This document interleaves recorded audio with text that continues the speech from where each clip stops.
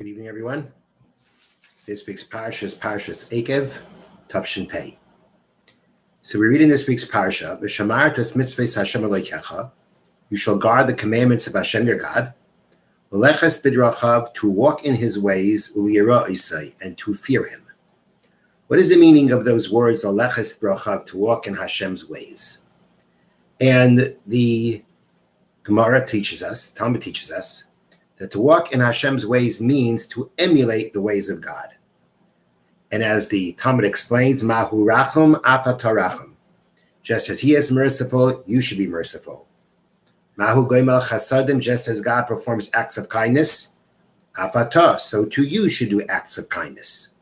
Hashem created the entire creation not for Himself. He doesn't need anything. But He created it for us, to benefit us. So just as God does everything to give and to benefit, we should emulate Him and do the same to make sure to give and to benefit others. That's what it means, to walk in His ways. Now it's very interesting that this phrase, to walk in Hashem's ways, appears 3 times in this week's parsha. The first time is as we just read. We'll read it again. V'shamartas mitzvahs Hashem Elokecha, you shall guard the commandments of Hashem your God. V'leches bidrachav, to walk in His ways. V'liyara isai, and to fear Him. That is the verse in Perek Ches Pasuk Vav, chapter 8, verse 6. Then in Perek Yud Pasuk Yud Beis, chapter 10, verse 12. V'ata Yisrael, and now Israel, ma Hashem shel me'imach, what does God ask of you? Ki im liyiras Hashem Elokecha, to fear Hashem your God. Lo leches b'chol derachav, to walk in all His ways, li'ahava isai, and to love Him. Lavidus Hashem Elokecha, and to worship Hashem your God, b'chol levavcha uv'chol nafshecha, with all your heart and with all your soul. So this is the second time. And this time we have the verse talking about fearing God, walking in His ways, and loving God. The third time it appears is in Perek Yud Aleph Pasuk Chaf Beis, chapter 11, verse 22. Ki mishamar tishbun es kol mitzvah hazais, that you shall surely guard this commandment, asher nechem mitzvah eschem la'asaisa, that I'm commanding you to do, liyahavos Hashem Elokeichem, to love Hashem your God, l'leches b'chol derachav, to walk in all His ways, u'ledav kavai, and to cling to Him. So we have 3 times l'leches b'drachav, to walk in His ways, is mentioned. And each time it's mentioned next to something else. The first time it precedes fearing God. The next time it's positioned between fearing God and loving God. And the third time it's positioned between loving God and clinging to God. How do we understand this, the way that the Torah is positioning this idea? It's mentioning it 3 times, and it positions it between different levels of worshiping of Hashem. Now, before we go to an answer, we need to define the 3 forms of levels of our connection to Hashem that are mentioned here. There's fear, love, and clinging. So to fear God means to be in awe of God. Either it means to fear because you know that He can reward or punish you. The higher form of fear is to recognize God's greatness and to be in awe of Him. To love God means, as it says, to love God. To cling to God means that you develop a constant connection to God. And that's really explained that's really explained that to love God means there will be times that you feel love to God. Clinging to God means you have this constant feeling of love for God. It's a constant feeling. And that constant feeling creates a connection to Hashem that is constant, that is close and constant. So these are the 3 levels: fear, love, clinging to God. Now let's see the relationship between of l'leches b'drachav, to walk in Hashem's ways, to emulate Hashem, to these levels of service of God. And the Chavetz Chaim explains it in the following way. He explains that the first pasuk, chapter 8, verse 6, that tells us to walk in Hashem's ways and to fear Him, means that if you want to come to a level of fearing God, of being in awe of God, you have to emulate Him. You have to be concerned with the needs of other people. If you're concerned with the needs of other people, then you can come to fear God. Now, if you've already reached the level of fear of God, the next level to go up is to love God. That's the next level. That's the higher level. In Pasuk Yud, Perek Yud, Pasuk Yud Beis, chapter 10, verse 12, the Torah says, what does Hashem ask of you? To fear God, to walk in his ways, and to love him. Here we have fear, emulating, love. The Conference Chaim explains, the Torah is telling us is like this. Loving God is a higher level than fearing God, and it's a very high level of service of God, a very high connection to God. One might have thought that once I'm getting to the higher level of loving God, my focus needs to primarily be on God.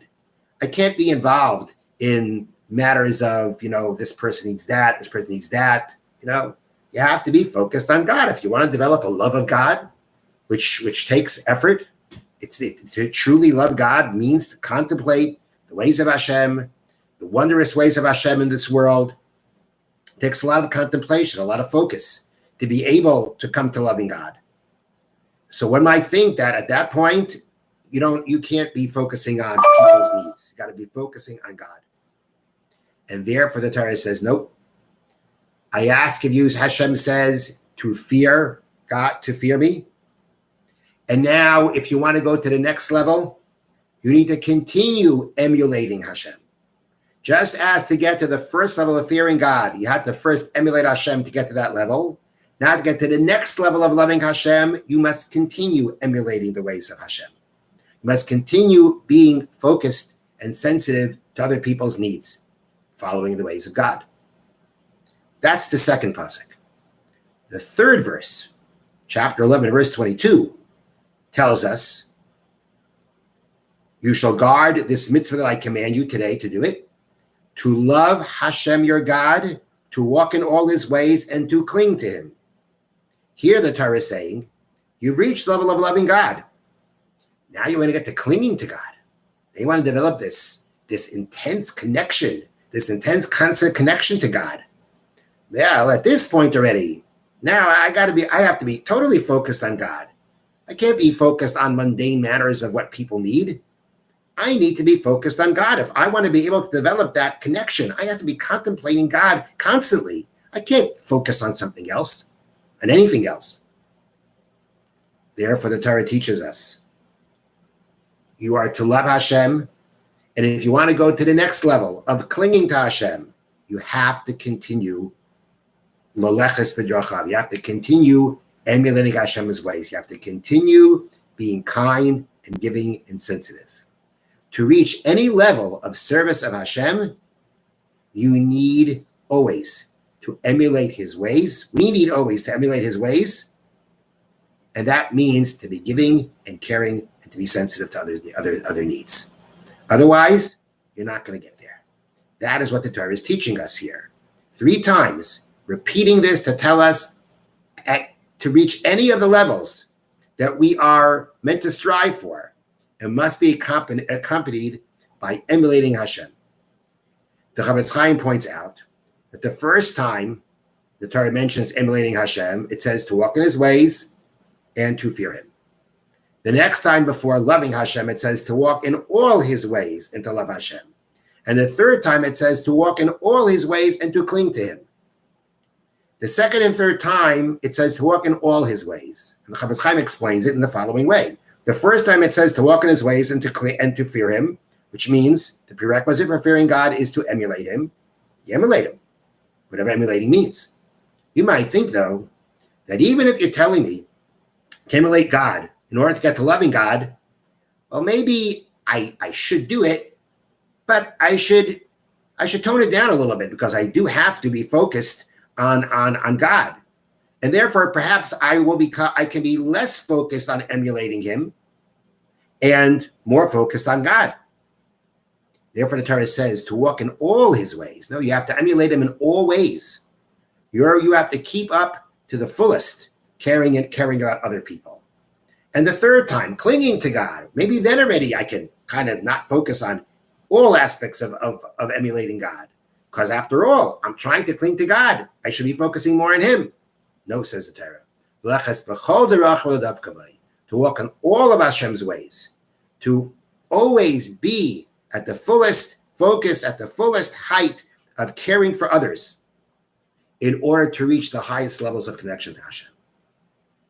Now, the explanation to this, why? Why is it necessary to have to emulate Hashem to come to these levels? Why can't I fear God, love God, and cling to God without caring about other people? So I think on a very basic level, one way to explain this is that there's no way that you're going to grow closer to God if you're not caring about other people. If you're not caring about other people, then you're just going to become a selfish person. Then you're just going to be totally focused on yourself. And if you're only focused on yourself, that means you're just caught up in yourself. You're not going to come to high levels of connection to God. You wouldn't be able to come to be in awe of God. You're too much in awe of yourself, too much focus on yourself. So on a basic level, if you emulate God and you give, you get out of yourself, then you could grow when you're closest to God. Perhaps on a deeper level, the way to explain this is that in order to grow closer to God, you need to emulate God. You have to identify with God in your life. If you identify in your life with God, then you can connect with God. You can appreciate God and connect with God. So if I want to come to be in awe of God, I have to be godlike.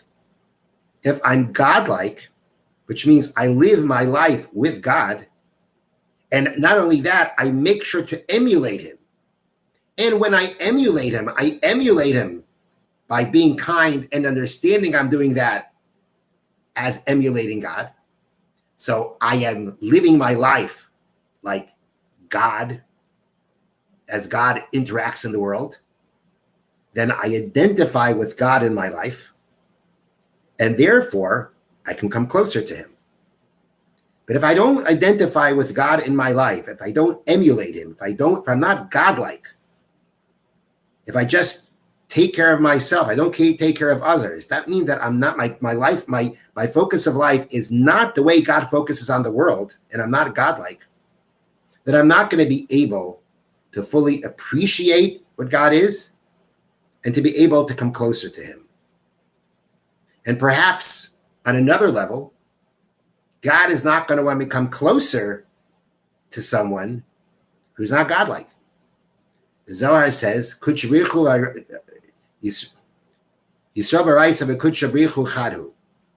Israel, the Torah and God are one.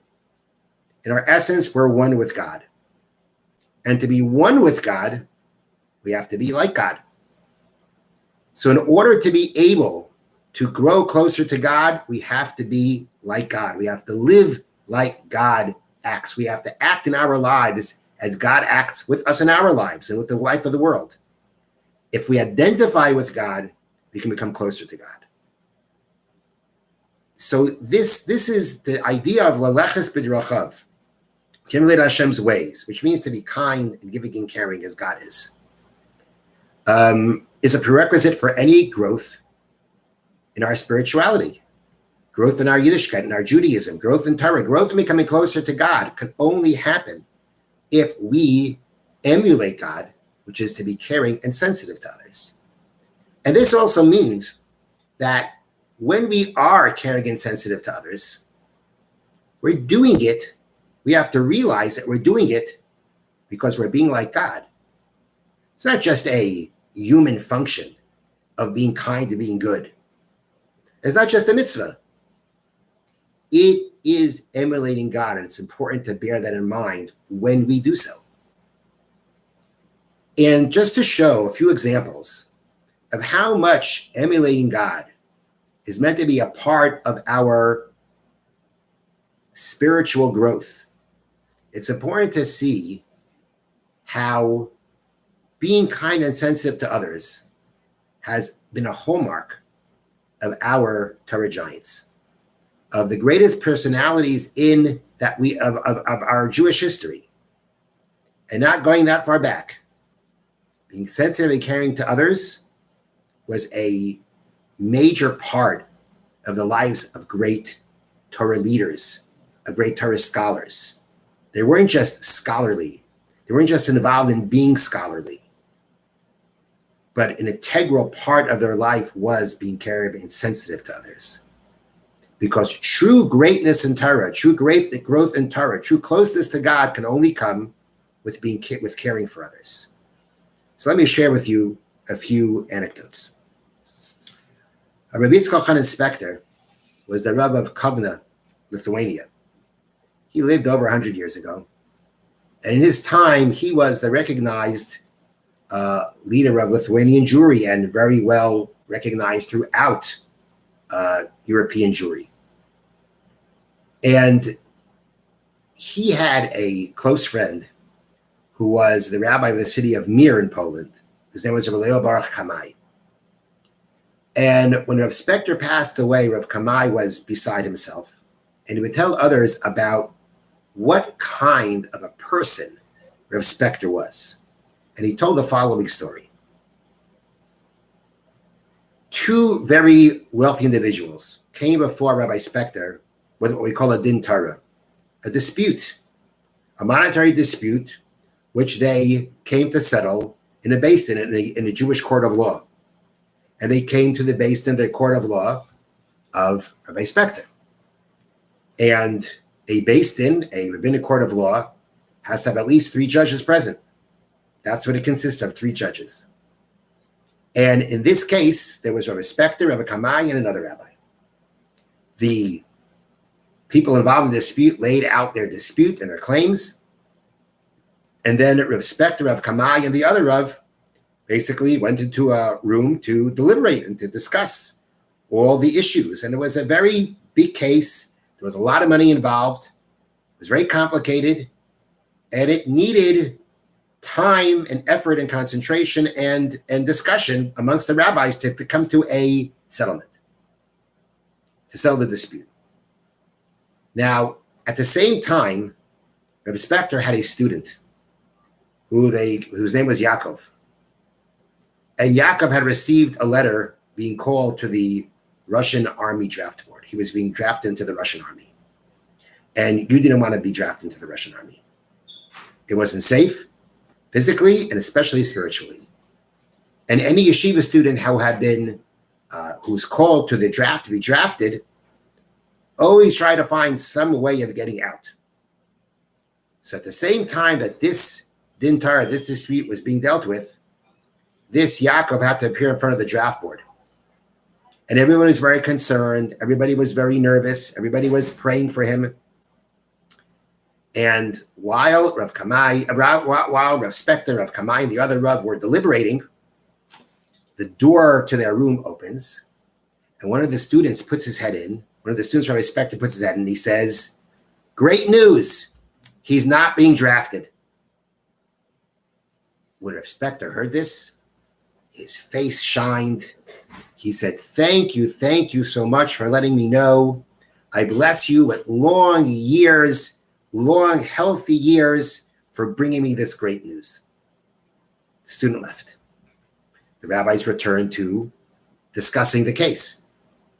A few minutes later, the door opens again. Another student sticks in his head. And he says to Rabbi Spector, Rebbe, Eikev got out of the draft. He's not being drafted. Rabbi Spector's face shone. He said, thank you so much for delivering this news to me. You should be blessed with long, healthy years for giving me this great news. The student left. They returned to deliberating. Door opens again. Third student, Rebbe, Eikev's free. He doesn't have to go to the army. Rabbi Spector's face shone, and he says to the student, thank you so much for letting me know this great news. I bless you with long and healthy years for bringing me this great news. This repeated itself 6 times. And each time, Rabbi Spector responded the exact same way. His face shone. He gave a blessing for long, healthy years for being given this great, for the student letting him know. He did this. He didn't want to disappoint them. He wanted them each to feel so great about themselves that they gave their Rebbe the great news. That is called being sensitive. That is called being caring. That has always been a hallmark of our greatest sages. I'll give you another example. Rabbi Yaakov Yisrael Kanievsky lived in Bnei Brak in Israel. Presently, his son Rabbi Chaim Kanievsky is one of the leading rabbis in Israel. And when I was a Bachar, when I was a young man, his father was one of the leading rabbis in Israel. And he was known as the Stipler Gaon. He was from a place called Harnesteipel. They called him the Stipler. It means the one from Steipel, but shortened for Harnesteipel. He didn't have an official position really anywhere, but he was a recognized leader of Torah jury around the world. And there was a young man, a Kollel fellow, a person who dedicated his entire day to studying Torah, and was a married young man. And he one time came to speak to Rav Kanievsky, basically about a regimen for Torah study. Like, what should he study? In what manner should he study? What subject? And they went over together through a whole schedule and a whole pattern, a whole regimen of learning. Basically, they worked out the whole day what to study in the morning, in what manner, using what method, one session being very deep, one being more about amassing information, amassing knowledge. The whole day was worked out. As the young man left, the Rav Kanievsky called him back and he said, and one more thing, make sure that every day you help out at home. And the young man was a little bit taken back. And he said, my wife is very supportive, very dedicated to my learning. She always allows me to go out and learn, and she's very happy that I learn a whole day. Why do you say this? And Rav Kanievsky told him, every day when you come home, you have to ask her, what can you do to help? There shouldn't be a day that you do not at least ask and make sure to help out with something in the house. Again, you have to learn, and learning is important, especially a person who is dedicated. This is what he does. But never to forget. Don't forget your wife. Don't forget home. That again, it's the hallmark of our Torah giants have always remember to be caring, to be sensitive. And the last anecdote I want to share with you is an anecdote from Rav Aaron Leib Steinman, who passed away a few years ago. He lived also in Israel, and he had a practice that he would invite young students from school to come to his home with their teacher. It was like a school trip, and he would test them. He would ask them questions. He would test them. And of course, when the boys would answer, they'd be very proud, and he would show them how proud he was of them. And there was one class that came with their teacher to be tested by Reb Steinman. And after they left, Reb Steinman called back their teacher. And he went to a drawer, and he pulled out $200. And he told this teacher to buy shoes for two of the students that were present, because he noticed that their shoes were torn. And he explained that he knows that when children are scheduled to come to his house, the parents always dress them in their best clothing, in their Shabbos clothing. And these boys came with torn shoes. That means they don't have a pair of good shoes. And therefore, here is money to buy them shoes. Reb Steinman wasn't just focused on their studies and how well they're doing their studies. He was focused on them and what they needed. Because the hallmark of a true Torah scholar is to be sensitive and caring for others. You can't have one without the other. And that's what this week's parasha teaches us. The prerequisite for any growth has to be emulating God. And emulating God means just as God is giving and caring, That's how we have to be. That's how we have to be. And when we are that way, we should always remember, what are we doing when we do that? Of course, we're caring and we feel someone else's pain and we really want to help them. We feel we're full of, we should be full of mercy for people. But to remember that in doing so, we are emulating God. We are being godlike. And that is what can bring us to the highest levels of closeness to Hashem. Have a wonderful Shabbos.